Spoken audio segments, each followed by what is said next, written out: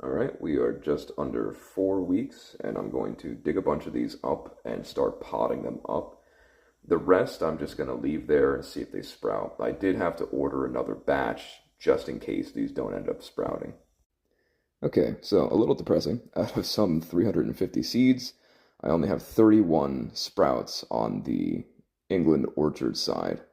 I don't think I'm going to have any on the KSU side. Yep, and as I expected, not a single sprout on the KSU side. Uh, that sucks. Sucks a lot. Alright, so what do you learn from my mistakes?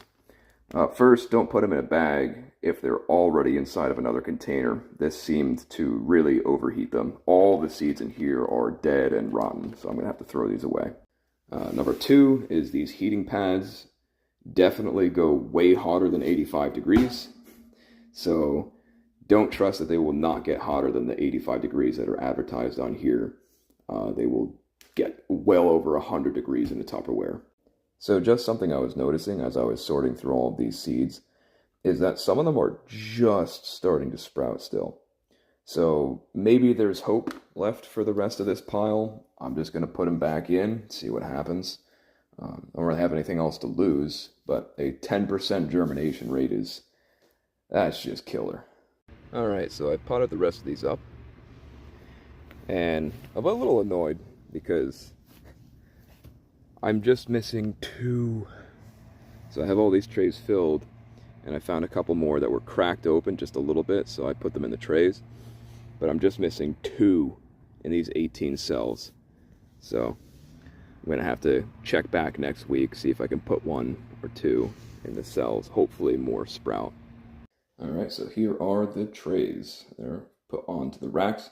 I'm going to have to adjust the height of these. These were set up for some other growing projects that I had before. An interesting tip on these is for the 18 cell root maker, it takes 650 grams or 1.5 pounds of cocoa core media in order to fill the tray. Now, of course, I put some perlite in there and some fertilizers, but this is a bulk of the volume that fills the tray. So I put the rest of the seeds back. I shifted around, sorted through them to see if any sprouted. I think they might still sprout. It might just take them a lot longer. I know that some of them in there are definitely not viable because they're moldy and black and smelly. But there's still a lot that seem to look like they have life in them. They're swollen. Maybe they'll crack in the next couple of weeks.